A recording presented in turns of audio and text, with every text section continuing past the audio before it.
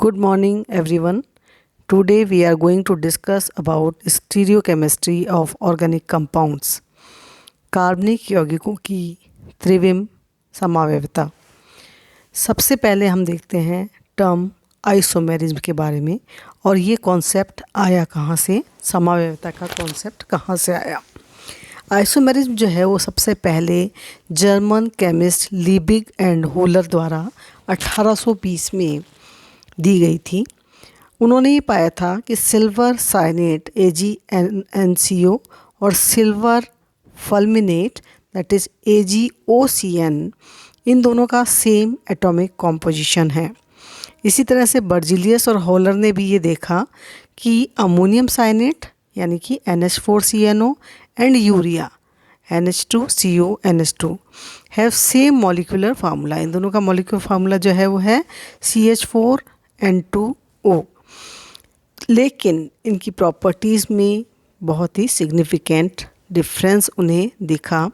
इसी तरह से गैलुसैक ने सजेस्ट किया कि इन एटम में जो है, इन मॉलिक्यूल्स के अंदर, इन कंपाउंड्स के अंदर एटम्स का अरेंजमेंट का मोड जो है वो अलग अलग है, डिफरेंट है। इस कारण से इनकी प्रॉपर्टीज़ में अंतर है। तो इसके बाद ये क्लियर हो गया कि कोई भी कंपाउंड जो है वो उससे सिर्फ मॉलिक्यूलर फार्मूला के द्वारा करेक्टराइज नहीं किया जा सकता। फॉर एग्जांपल अगर हम लें C2H6O, तो C2H6O जो है वो उसकी दो डिफरेंट कंपाउंड्स हैं। First is CH3CH2OH that is ethyl alcohol और दूसरा CH3OCH3 that is di methyl ether.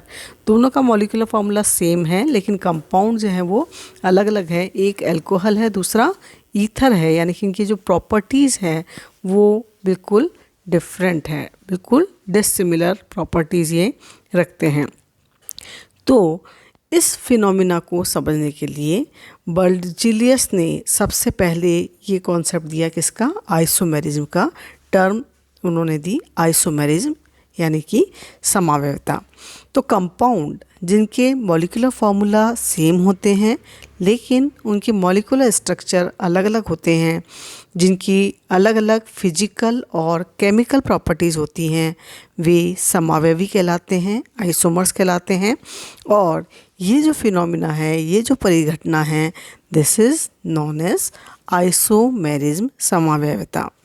अब हम देखते हैं टाइप्स ऑफ आइसोमेरिज्म। स्टीरियोकेमिस्ट्री पढ़ने से पहले हम थोड़ा सा समावयवता को रिवाइज करेंगे, जो कि आपने पहले पढ़ा हुआ है। त्रिविम समावयवी पढ़ने से पहले हम जनरल आइसोमेरिज्म देखते हैं। तो टाइप्स ऑफ आइसोमेरिज्म या आइसोमेरिज्म का क्लासिफिकेशन में जो आइसोमेरिज्म है दो तरह की होती हैं। First is structural isomerism and other is stereo isomerism. Structural isomerism यानी कि संरचनात्मक समावयवता, यानी कि यौगिक की संरचना में डिफरेंस के कारण ये आइसोमेरिज्म होती हैं। स्ट्रक्चरल आइसोमेरिज्म को फर्दर 5 पार्ट्स में डिवाइड किया गया है। First is chain isomerism, positional isomerism यानी कि स्थिति समावयवता, चेन आइसोमेरिज्म श्रृंखला समावयवता, फंक्शनल ग्रुप आइसोमेरिज्म यानी कि क्रियात्मक समूह समावयवता, मेटामेरिज्म एंड टॉटोमेरिज्म यानी कि चलावयवता। तो ये जो स्ट्रक्चरल आइसोमेरिज्म है वो 5 भागों में कैटेगराइज की गई है। सेकेंड इज स्टीरियो आइसोमेरिज्म यानी कि त्रिविम समावयवता, इसे हम देखेंगे बाद में होते क्या है। ये 2 भागों में फर्दर डिवाइड की गई है। First is configurational and other is conformational isomerism. First पहला तो है संरूपीय समावयवता और दूसरा है विन्यासीय समावयवता। कॉन्फ़िगरेशन यानी कि विन्यासीय आइसोमेरिज्म को फर्दर 2 भागों में डिवाइड किया गया है। ऑप्टिकल आइसोमेरिज्म प्रकाशिक समावयवता एंड ज्योमेट्रिकल आइसोमेरिज्म यानी कि ज्यामितीय समावयवता। तो एक एक करके हम इन आइसोमेरिज्म को देखते हैं। स्ट्रक्चरल आइसोमेरिज्म आप लोगों ने पहले पढ़ी हुई है, लेकिन फिर भी शॉर्ट क्वेश्चंस जो है उसमें से आ जाते हैं और इसे आइसोमेरिज्म को समझने के लिए हमें उससे थोड़ा सा रिवाइज करना ज़रूरी है। तो स्ट्रक्चरल आइसोमेरिज्म जैसे कि नाम से ही पता चल रहा है, संरचनात्मक समावयवता, ये मॉलिक्यूल्स में एटम्स के मोड ऑफ अटैचमेंट जो है वो अलग अलग होने के कारण होती हैं। ये 5 तरह की होती हैं। First is chain isomerism. Chain isomerism जो है ये जो है मॉलिक्यूल में कार्बन फ्रेमवर्क के अंतर के कारण होती हैं। For example molecular formula C4H10 जो है, इससे हम किस तरह से लिख सकते हैं? एक तो सीधी चेन लिख सकते हैं हम, CH3 CH2 CH2 CH2 CH3, that is normal butane. Other is ये अगर हम ब्रांचिंग इसमें कर दें, सीधी श्रृंखला न लेकर के ब्रांच्ड हमने इसमें चेन ली है, दिस इज़ आइसोब्यूटेन। तो ये दोनों जो है वो आपस में आइसोमर्स हैं, चेन आइसोमर्स कहलाते हैं। इसी तरह से मॉलिक्यूलर फार्मूला C4H8 के लिए अगर हम देखें तो 2 स्ट्रक्चर्स पॉसिबल हैं। फर्स्ट इज जो कि कार्बन के फ्रेमवर्क में डिफरेंस के कारण है। यहाँ पर सीधी श्रृंखला है और यहाँ पर ब्रांच्ड जो है वो मॉलिक्यूल है। This is 1 butane and it is isobutane. दोनों का मॉलिक्यूलर फार्मूला सेम होता है। Next is C4H8O। Molecular formula जब है तो 2 आइसोमर्स इसके पॉसिबल हैं, चेन आइसोमर्स इसके 2 पॉसिबल है। First is 1 butanol and other is 2 methyl propanol. Next हम लेते हैं पोजिशनल आइसोमेरिज्म। पोजिशनल यानी कि स्थिति समावेता। ये जो समावेता है ये होता है डबल बॉन्ड, ट्रिपल बॉन्ड या फंक्शनल ग्रुप की पोजीशन मॉलिक्यूल में अगर चेंज हो किसी भी कंपाउंड के अंदर, या फिर सब्स्टिट्यूएंट की पोजीशन चेंज हो, तो उसके कारण पोजिशनल आइसोमर्स बनते हैं। कुछ एग्जांपल्स हम इसके लेते हैं। First is C4H8। तो अगर हम इसके पोजिशनल आइसोमेरिज्म की बात करेंगे तो इस कंपाउंड में डबल बॉन्डेड अनसैचुरेटेड कंपाउंड है। तो डबल बॉन्ड अगर 1 पोजीशन पर है दैन इट इज़ 1 ब्यूटेन, और डबल बॉन्ड अगर 2 पोजीशन पर है तो इट इज़ 2 ब्यूटेन। तो यहाँ पर हम देख रहे हैं डबल बॉन्ड की पोजीशन यहाँ पर चेंज हो रही है। इसी तरह से C4H6 अगर हम लें तो CH3 CH2 C triple bond CH, this is 1 butyne, और अगर ट्रिपल बॉन्ड की पोजीशन चेंज हो जाती है, दिस इज़ 2 ब्यूटाइन। तो ये दोनों आपस में पोजिशनल आइसोमर्स हैं। इसी तरह से C4H10O जब हम ले रहे हैं तो अल्कोहलिक ये कंपाउंड है। अगर OH ग्रुप 1 पोजीशन पर है 1 ब्यूटेनॉल, OH ग्रुप जो है वो 2 पोजीशन पर है, then it is 2 butanol. Next हम लेते हैं एग्जांपल C4H11N, एमिनो ग्रुप वाला कंपाउंड है। This is 1 butamine and other is 2 butamine. Now हम नेक्स्ट लेते हैं functional group isomerism. Functional group isomerism यानी कि क्रियात्मक समूह समावेता। फंक्शनल ग्रुप आइसोमेरिज्म में क्या है कि ये होती है डिफरेंट फंक्शनल ग्रुप किसी कंपाउंड में प्रेजेंट होने के कारण होती हैं। अब तक हमने जो 2 आइसोमेरिज्म पढ़ी थी, चेन आइसोमेरिज्म और पोजीशन आइसोमेरिज्म, इसमें क्या होता था कि इसमें जो है सिर्फ पोजीशन चेंज होती थी या फिर कार्बन फ्रेमवर्क चेंज होता था।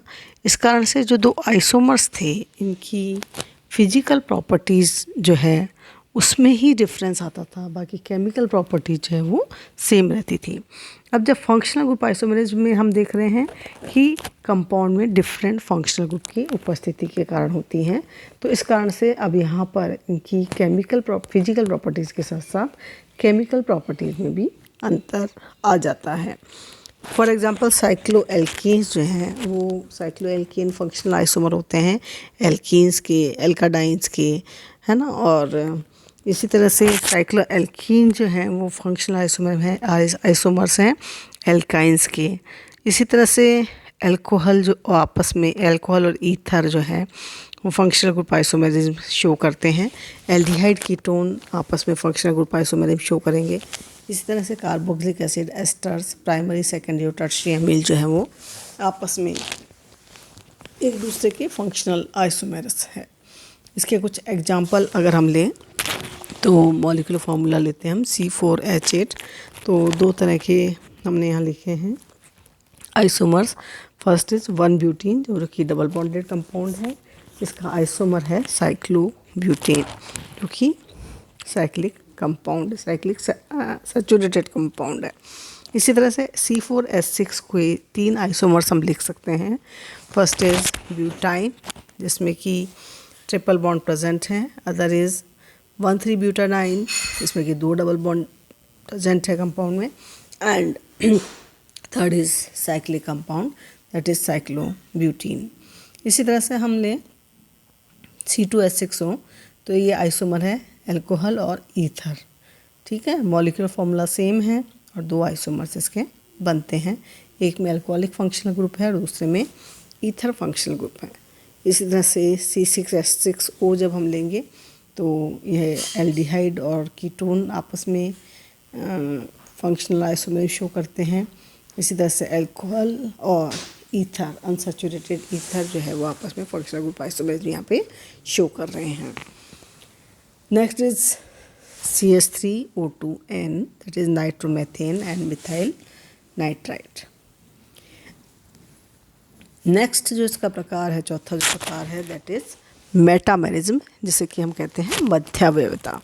मेटामेरिज्म जो है वो किस कारण से होती है? डिफरेंट एल्काइल सब्स्टिट्यूएंट का जो अटैचमेंट है वो इसमें अंतर होता है बाई और ट्राइवेलेंट एटम और ग्रुप से। फॉर एग्जांपल अगर हम लें ईथर जो है उसका मॉलिक्यूलर फार्मूला है C4H10O। C4H10O जो इसका मॉलिक्यूलर फार्मूला है, तो इसकी जो आइसोमर्स हम लिख सकते हैं दैट इज़ 1 और 2। इस तरह से 1 एंड 2 दैट इज़ ऑक्सीजन के दोनों इथाइल ग्रुप जुड़े हुए हैं, या ऑक्सीजन के दोनों एक मिथाइल और एक नॉर्मल प्रोपाइल ग्रुप जो है वो अटैच है। इसी तरह से 1 और 3 भी एक दूसरे के मेटामर्स हैं, क्योंकि यहाँ पर एक जगह तो है फर्स्ट कंपाउंड 1 में तो है 2 इथाइल ग्रुप और कंपाउंड 3 में है एक इथाइल और आइसोप्रोपाइल ग्रुप जो है वो अटैच है। तो ये जो आइसोमेरिज्म है वो जनरली बाई और ट्राइवेलेंट एटम या ग्रुप के द्वारा शो की जा सकती हैं। कुछ एग्जांपल्स हम इसके ले सकते हैं।